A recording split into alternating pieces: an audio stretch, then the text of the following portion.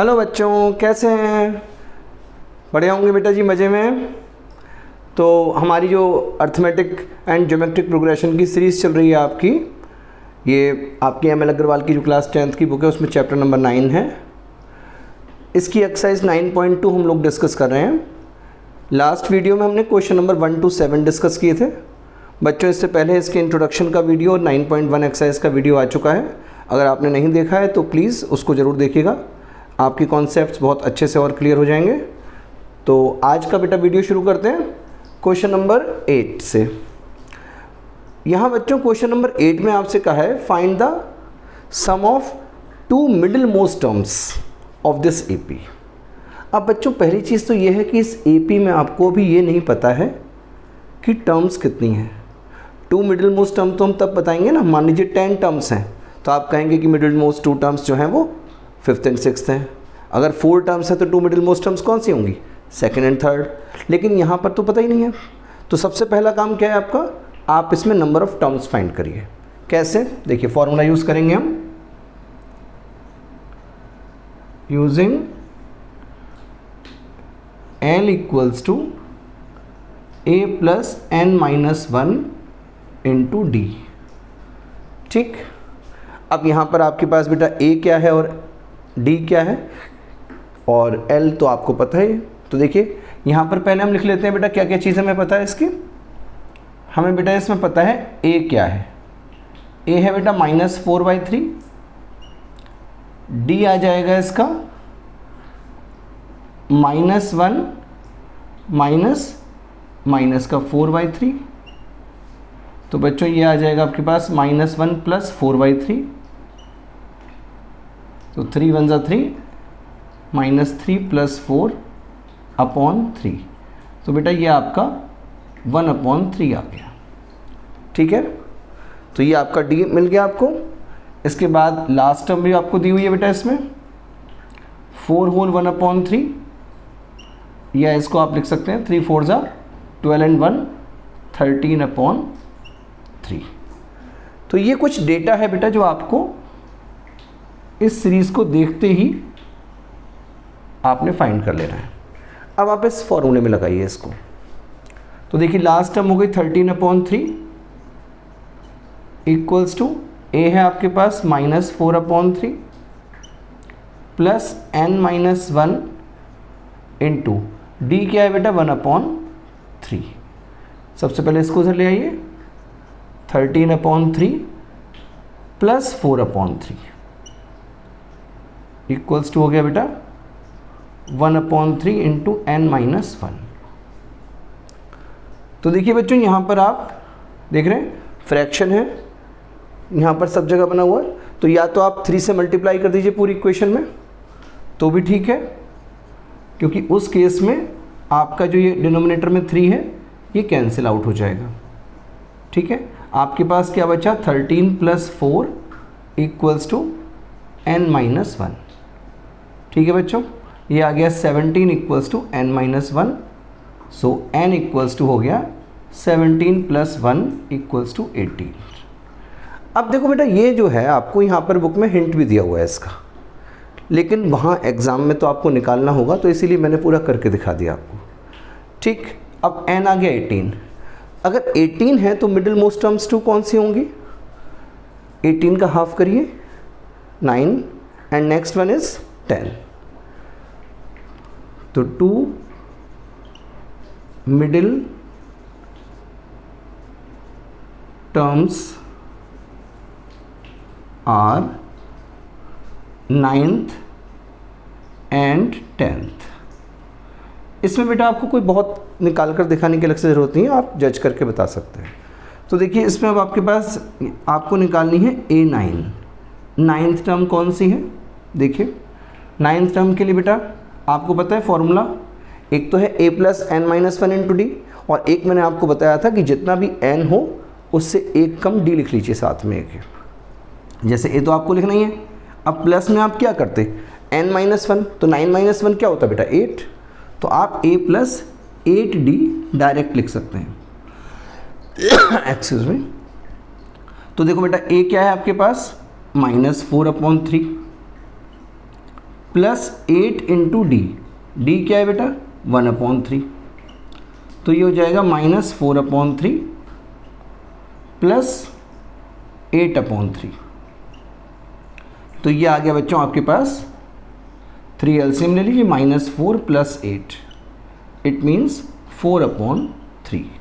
ये आपकी 9th term हो गई। ठीक है, दूसरी मिडिल टर्म कौन सी है आपकी A10, लीजिए बेटा A प्लस 9D हो जाएगा यहाँ पर, -4/3 प्लस 9 इंटू 1/3। इसको बेटा जी कैंसिल मत करिएगा, कैंसिल करेंगे तो फिर बाद में आपको फिर से एलसीएम लेना पड़ेगा। यहीं पर कर लीजिए ऐसे, -4/3 प्लस 9/3, तो ये आ जाएगा -4 प्लस 9/3 मीन्स 5/3। तो आपके पास ये 2 मिडिल मोस्ट टर्म्स हो गई, इनका सम करना है आपको अकॉर्डिंग टू प्रॉब्लम। आपको जो चाहिए वो क्या है A9 प्लस A10, तो क्या हो जाएगा बेटा 4/3 प्लस 5/3, तो ये आ जाएगा बेटा आपका 9/3, 3 1 ज़ा 3 3 ज़ा, तो ये 3 आंसर आ गया बेटा आपका। ठीक है, बहुत इजीली। बस ये है कि आपको यहाँ पर पहले नंबर ऑफ टर्म्स फाइंड करनी है, क्योंकि हिंट में उन्होंने तो दे दिया पर आपको तो वहाँ शो करना होगा ना बेटा। तो इस तरीके से आप फॉर्मूला यूज़ करके पहले इसकी total number of terms find करेंगे, फिर मिडिल टर्म्स आप जज कर सकते हैं। वैसे भी नहीं तो 18/2 करके 9th आ जाएगी, उसकी नेक्स्ट 10th हो जाएगी, और फिर आप 9th और 10th टर्म निकाल कर उसका सम कर लेंगे। ठीक है, तो ईजी है, बस थोड़े फ्रैक्शंस को मैनेज तो जरूर करना पड़ेगा। तो आप इसको समझिए, फिर नेक्स्ट क्वेश्चन करते हैं।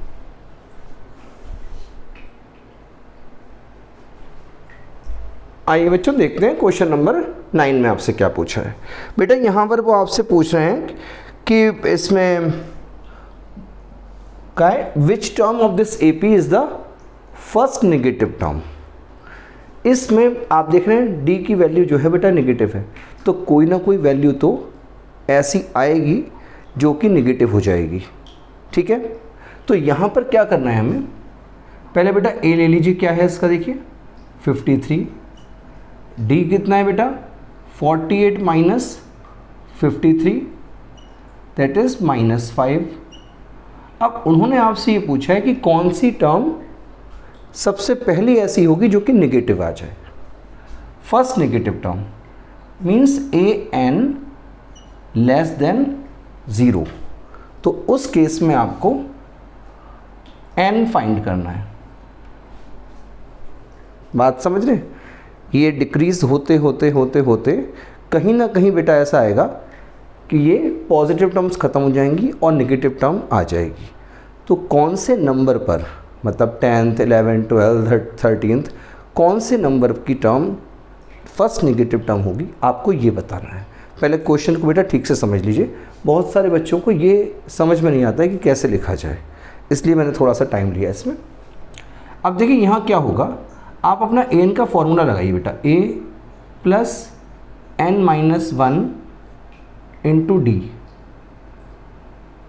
ठीक है, ये आपकी AN की वैल्यू है। ठीक, वैल्यू रखिए आप।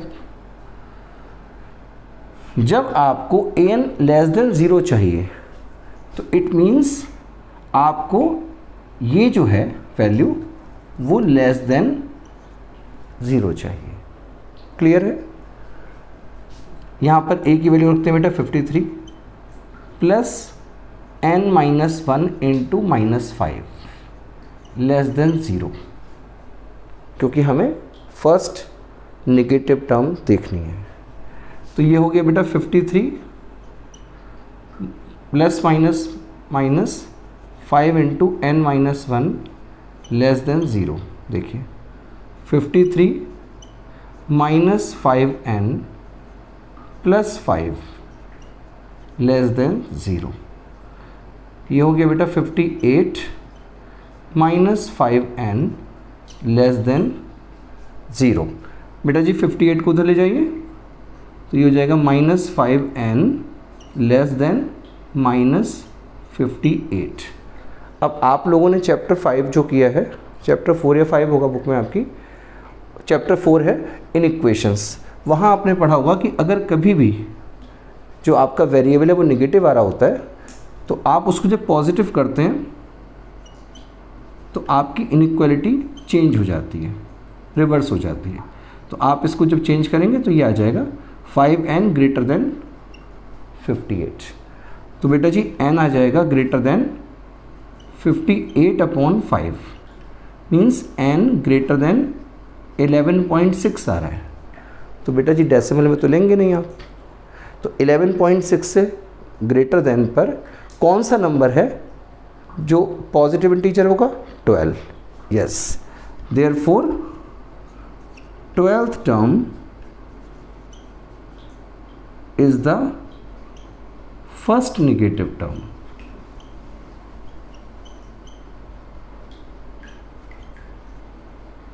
आंसर। तो थोड़ा सा समझने का क्वेश्चन था। क्यों? क्योंकि आपको इस कंडीशन को लेकर चलना है इक्वेशन की और उसी तरह से सॉल्व भी करना है। ठीक है, इसको बेटा प्रैक्टिस कर लीजिएगा एक बार ज़्यादा, तो आराम से कर पाएंगे इसको। चलिए आप इसको समझिए, फिर नेक्स्ट क्वेश्चन करते हैं। आइए बच्चों करते हैं क्वेश्चन नंबर 10। बेटा यहाँ पर उन्होंने आपको कहा है डिटरमाइन द AP, मीन्स आपको AP फाइंड करनी है। Whose third term is 16, means आपको गिवन है बेटा A3 इक्वल्स टू 16। अब यहाँ पर आप एक बात समझ लीजिए बेटे, मैंने आपको कहा था कि अगर A10 है तो उसकी वैल्यू A+9D होगी, A7 है तो A+6D होगी, A11 है तो A+10D होगी। ये मैंने आपको समझाया था पिछली वीडियो में। तो उसी तरह से लीजिए। वैसे अगर आपको नहीं अभी एकदम क्लियर है, आप सपोज़ पिछली वीडियो आपने नहीं देखी तो भी आप समझ लीजिए। जब आप बेटा A3 निकालेंगे तो होगा क्या, A+n-1 इंटू डी जब आप करते हैं तो खुद आप इसको करके देख सकते हैं बेटा। A+n की जगह जब आप 3 डालेंगे, 3-1 इंटू डी, तो आपको पता चलेगा कि ये A+2D आ जाता है। अगर आप यहाँ पर 4 डालेंगे तो A+3D आ जाएगा, 5 डालेंगे तो A+4D आ जाएगा। ठीक है, इस तरह से। तो ये जो चीज़ है आपको बेटा ध्यान रखनी है, इसीलिए हमने यहाँ पर इसको A3 को क्या लिख लेंगे, A+2D। ये आपके पास जो A+2D है इक्वल्स टू 16, ये आपकी बेटा फर्स्ट इक्वेशन बन जाएगी इसमें। ठीक है, अब देखिए आगे क्या बोला है, the 7th term exceeds the 5th term by 12। जो 7th टर्म है, ये तो फर्स्ट केस था बेटा इसका, और सेकंड केस क्या है, 7th term exceeds the 5th term by 12, ऐसा दिया है। ठीक है ना, देखिए लिखा है कि 7th term exceeds the 5th term by 12। तो यहाँ पर बच्चों हम क्या कर लेंगे बेटा इसका, देखिए A7 लिख लीजिए, A+6D माइनस ये हो जाएगा आपका A+4D इक्वल्स टू 12। सॉल्व करेंगे इसको बेटा, क्या बनेगा, A+6D minus A-4D equals to 12। बेटा A से A चला गया आपका, 60 माइनस 4D क्या आ गया आपका 2D इक्वल्स टू 12। तो D आ जाएगा बच्चों इसमें 12/2 से 2 6 12। ठीक है, अब यहाँ जो है एक minute,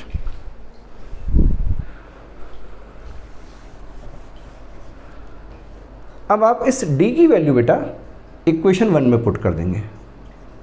putting D equals to 6 in equation 1, तो क्या आ जाएगा आपके पास, A+2D है ना बेटे, तो 2 इंटू 6 इक्वल्स टू 16।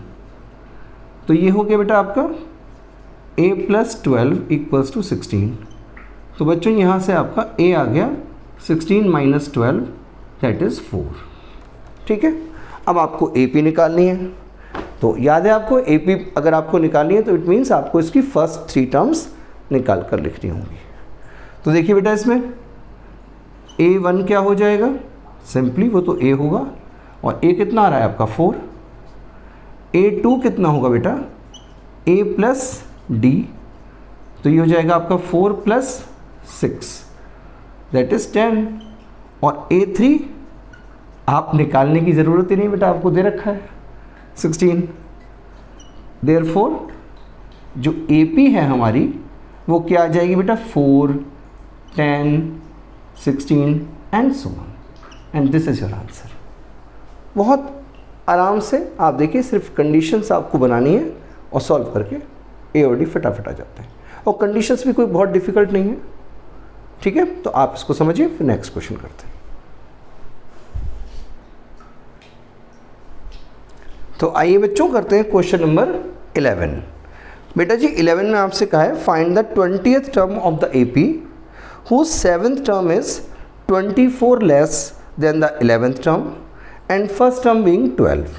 तो सबसे पहले बेटा आपको फर्स्ट टर्म लिखनी है इसमें, जो आपको क्या दी है 12, एंड अकॉर्डिंग टू प्रॉब्लम उन्होंने जो आपको बताया है वो ये है कि 7th term is 24 less than 11th term.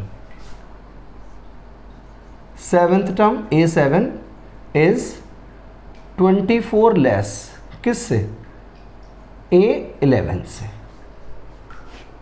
7th term is 24 less than 11th term. बस बेटा ये कंडीशन अगर आपने ठीक से लिख ली, ये समझ लीजिए, क्योंकि लेस देन या मोर देन कुछ भी हो तो आप बाद में लिखते हो उसको। देन के बाद जो है, जैसे ही है ना कि 7th टर्म इज, तो जहाँ इज है वहाँ इक्वल टू का साइन आएगा बेटे। 24 लेस देन 11th टर्म, तो बेटा देन के बाद जो कुछ है उसको हम पहले लिखते हैं, और उसके बाद आपको लेस या मोर जो भी कुछ है वो आप लिख लेंगे, ठीक है। तो अब बस इसकी वैल्यू डालनी है आपको। देखिए A7 क्या होगा बेटा, A प्लस 6D। A11 क्या होता है बेटा आपका, A प्लस 10D माइनस 24। देखो बेटा A से A कैंसिल हो जाएगा, आप 10D को इधर ले आइए, 6D minus 10D equals to minus 24। बेटा जी माइनस 4D माइनस 24 हो गया, माइनस से माइनस कैंसिल कर दीजिए, D आ जाएगा 24/4 मीन्स 6। तो अब आपके पास बेटा A भी मिल चुका है आपको और D भी मिल चुका है ना। तो उन्होंने आपसे पूछा क्या है, find the 20th term, therefore A20। बेटा जी A20 के लिए फॉर्मूला लगाने की ज़रूरत नहीं है, अब आपको डायरेक्ट समझ में आ जाएगा, और अब तक आ चुका होगा कि बेटा A प्लस 19D लिख लेंगे हम इसको, और A आ जाएगा आपका 12 प्लस 19 इंटू 6। तो बच्चों ये 12 और 19 6 114, तो ये आपका 126 आंसर आ गया, ठीक है। बहुत इजी क्वेश्चन था, आप इसको समझिए, फिर नेक्स्ट क्वेश्चन करते हैं। तो आइए बच्चों करते हैं क्वेश्चन नंबर 12। बहुत ही इजी क्वेश्चन है, बल्कि 11th क्वेश्चन से भी इजी है बेटा ये। आप देखिए क्या लिखा है उसमें, वो कहते हैं फाइंड द 31st टर्म, ठीक है। A31 आपको फाइंड करनी है, हुज 11th टर्म इज 38, ठीक है। A11 equals to 38 means A plus 10D equals to 38। This is your first equation. आगे क्या बोला है बेटा आपको, and 6th term is 73। A6 equals to 73 means A plus 5D equals to 73, ठीक है। अब देखिए बेटा कितना इजी है, आपके पास 2 इक्वेशंस आ गई हैं, आपने इनको माइनस कर लेना है। आप यहाँ डायरेक्ट भी कर सकते हैं, पर मैं अलग करके दिखा रहा हूँ। तो यहाँ पर आप इक्वेशन 1 में से 2 माइनस कर लीजिए। तो देखिए A plus 10D equals to 38 and A plus 5D equals to 73 आ गया बेटा। माइनस करेंगे आप, ये कैंसिल, 10 माइनस 5 5D आ जाएगा बेटा, और यहाँ पर 73 बड़ा है तो माइनस का साइन आएगा, और क्या आ जाएगा बेटा 35। तो D हो जाएगा बेटा आपके पास -35/5 से 5 1 ज़ा 5 7 ज़ा, देयरफॉर d इक्वल्स टू -7। अब बेटा d की आप वैल्यू रख देंगे, a की वैल्यू मिल जाएगी आपको। तो पुटिंग इन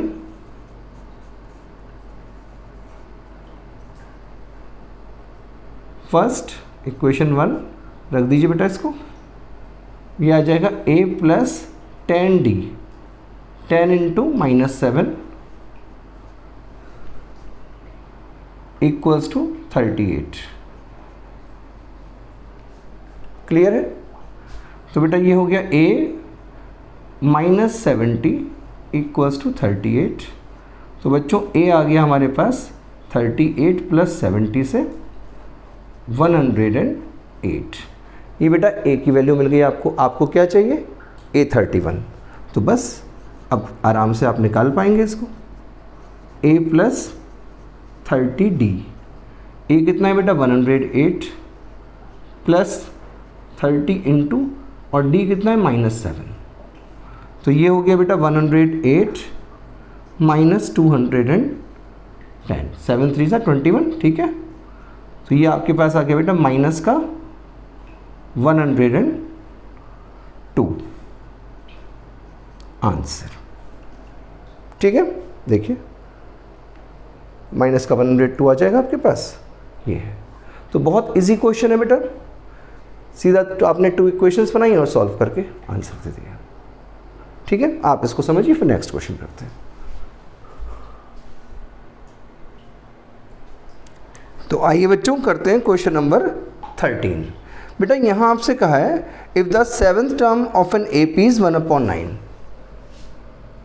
A7 1/9 है बेटा। It means A plus 6D equals to 1/9। This is your equation 1। ठीक है, ये आपका फर्स्ट केस है। सेकेंड केस में क्या बोला है आपसे? And it's 9th term is 1/7। A9 equals to 1/7 means A plus 8D equals to 1/7 हो गया बेटा। ये आपकी इक्वेशन 2 हो गई। ठीक है, अब आपको करना क्या है? आपको इसमें फाइंड करनी है 63rd टर्म। तो बच्चों करना क्या है? देखिए जैसे पिछले क्वेश्चन में किया था, आपने इस साइमल्टेनियस लीनियर इक्वेशन को सॉल्व करना है। a और d की वैल्यू फाइंड करेंगे और उसके बाद a63 फाइंड करेंगे। तो चलिए इसमें क्या करेंगे हम? इक्वेशन नंबर 2 में से इक्वेशन नंबर 1 माइनस कर दीजिए, 2 में से 1। तो देखिए a plus 8d equals to 1/7 और a plus 6d equals to 1/9। तो बच्चों जरा देखिए कैसे करेंगे इसको। माइनस करिए, ये कैंसिल, 8d माइनस 6d क्या हो गया बेटा? 2d और 1/7 माइनस 1/9। देखिए क्या मिलता है आपको? 2d इक्वल्स टू, यहाँ पर एलसीएम ले लीजिए बेटा 9 और 7 का 63, 7 9 सा माइनस 9 7 सा, तो ये आ जाएगा बेटा आपका 2/63। तो बच्चों d मिल जाएगा आपको 2/63 है, 2 इधर से जाकर डिवाइड में आ जाएगा 1, तो ये आ गया आपके पास 1/63। अब आपको d मिल गया बेटा, अब आपको a फाइंड करना है। तो putting d equals to 1/63 in equation, किस में रख लें आप? किसी में चाहे रख लीजिए, कोई दिक्कत नहीं, फर्स्ट में रख लेते। क्या होगा आपके पास फिर? ये आएगा बेटा a plus 6d, 6 into 1/63 equals to 1/9। बस बेटा जी थोड़ा सा फ्रैक्शन को डील करने के लिए पेशेंस चाहिए आपको। देखिए 3 2 ज़ा एंड 3 2 ज़ा 6, 3 1 ज़ा 3, तो ये आ गया a प्लस 2/21 इक्वल्स टू 1/9। तो बच्चों a कितना हो जाएगा इसमें? 1/9 माइनस 2/21। देखिए एलसीएम क्या आएगा 63, 9 7 ज़ा 63 माइनस 21 3 ज़ा एंड 3 2 ज़ा 6, तो ये भी आपका 1/63 मिल गया आपको। देखें बाई चांस की बात है, डी भी 1/63 है और ए भी 1/63 हो गया आपका ये, ठीक है। तो बस अब आपको निकालना क्या है, A63, A63 आपसे पूछिए 63rd टर्म, तो क्या हो जाएगी बेटा A प्लस 62D, लिख लीजिए 1/63 प्लस 62 इंटू 1/63, क्या हुआ बेटा ये 1/63 प्लस 62/63 मीन्स 1 प्लस 62 63/63, 1 ज़ा हो गया बेटा 1 आंसर आ गया आपका, ठीक है। बस पूरे में आप देखिए क्वेश्चन के अंदर सिर्फ फ्रैक्शंस को डील करना आपको प्रॉपर आना चाहिए, क्वेश्चन में कुछ भी नहीं रखा है। तो चलिए आप इसको समझिए, फिर नेक्स्ट क्वेश्चन करते हैं।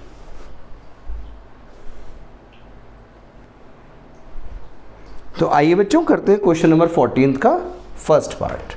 बेटा यहाँ उन्होंने आपको कहा है the 15th term of an AP is 3 more than twice its 7th term. मैंने आपको कहा था बेटा कंडीशन बनानी आपको बहुत ध्यान से है, तो क्या कैसे करेंगे, 15th term of an AP, first case में A15 इज, आगे क्या लिखते हैं 3 more than twice its 7th term, twice its 7th term से कितनी ज़्यादा है 3 more है, ये है। तो बेटा ये आगे देखो आपको 15th term is 3 more than twice its 7th term. इस तरह से आप जैसे जैसे कहा गया है क्वेश्चन में वैसे वैसे आप कंडीशन बना लेंगे। और अब इसको पहले सॉल्व कर लीजिए, आपकी फर्स्ट इक्वेशन आ जाएगी। देखिए कैसे करते हैं, a plus 14d equals to 2 into a plus 6d plus 3, तो ये हो जाएगा बेटा a plus 14d equals to 2a plus 12d plus 3। बेटा जी a और d को इधर ले आइए, तो ये हो जाएगा a minus 2a plus 14d minus 12d equals to 3, means minus a plus 2d equals to 3 and this is your first equation. Clear है बेटा, बिल्कुल आराम से आपकी फर्स्ट इक्वेशन आ गई है। देखिए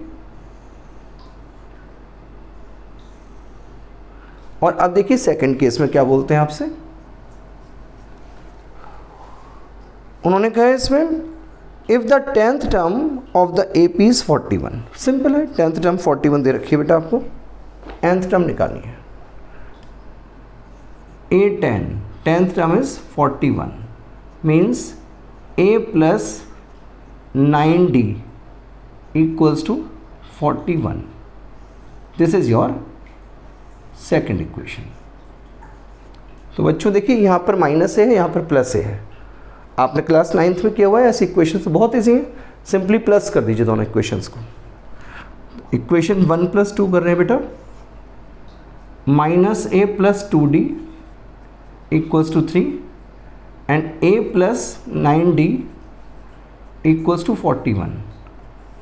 जब प्लस करेंगे बेटा कैंसिल हो जाएगा, 11d इक्वल्स टू 44, तो बेटा d आ जाएगा आपके पास 44/11 से 4।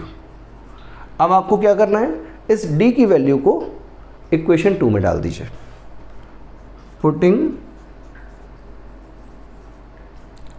d equals to 4 in equation 2, ठीक है बेटा। तो अभी एक मिनट इसको करते हैं। तो देखिए बच्चों जब हम इसको d इक्वल्स टू 4 को इक्वेशन 2 में डालेंगे तो ये आ जाएगा a plus 9 into 4 equals to 41। तो बेटा ये आ गया a प्लस 36 इक्वल्स टू 41। तो a इक्वल्स टू हो जाएगा 41 माइनस 36 दैट इज़ 5। अब आपको बेटा a और d दोनों मिल गए। अब आपको nth टर्म फाइंड करनी है।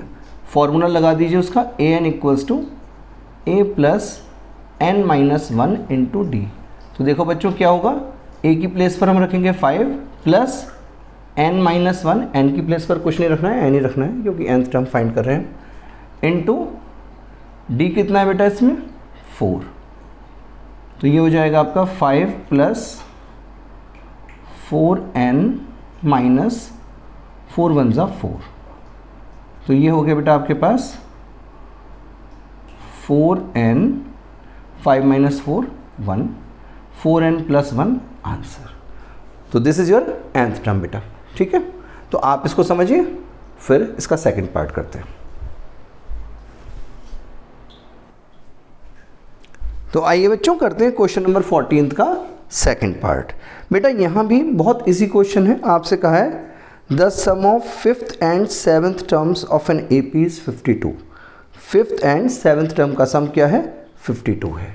तो लिख लीजिए पहले आप, fifth term and seventh term का सम 52 गिवन है बेटा। तो आप इसकी पहले एक्सपेंशन कर दीजिए इसका।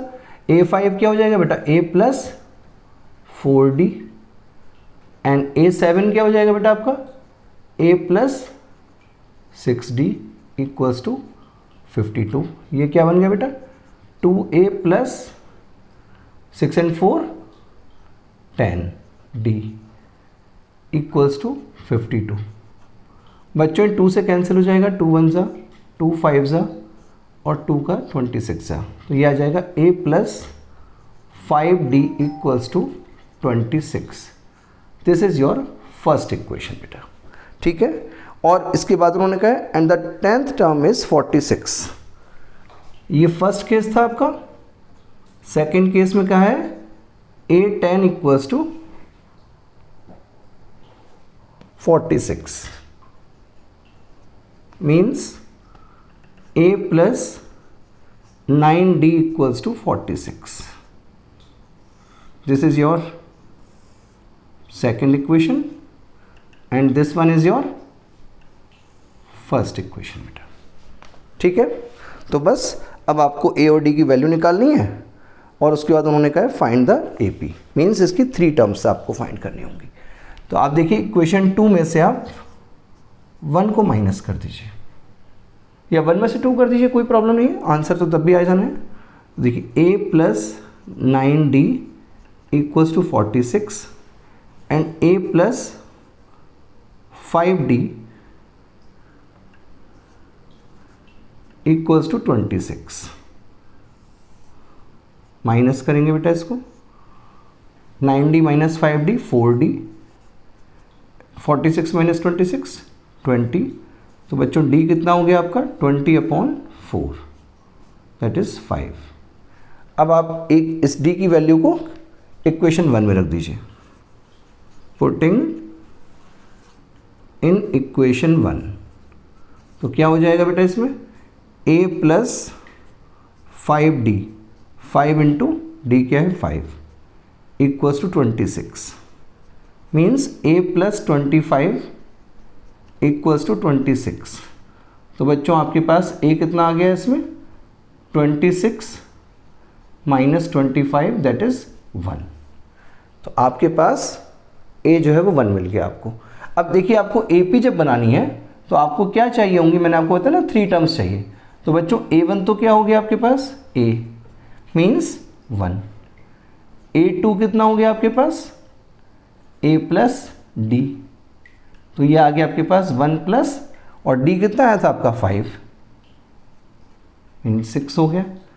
A3 कितना हो गया बेटा आपका, A plus 2D means 1 plus 2 into 5, तो 1 प्लस 10 दैट इज 11। देयरफॉर हमारी AP क्या बन जाएगी बेटा 1 6 11 एंड सो ऑन, ठीक है। तो ये आपका 14th क्वेश्चन फिनिश हुआ। तो बच्चों आज की वीडियो में इतना ही। आपको वीडियो पसंद आया हो तो लाइक करिएगा, ठीक है, और कमेंट करके बताइएगा कि आपको कैसा लगा। और बाकी तो जैसा हर बार मेरा आपसे आग्रह रहता ही है कि इसको अपने फ्रेंड्स के साथ भी शेयर करिएगा ताकि उनका भी बेनिफिट हो। Thank you and have a nice day.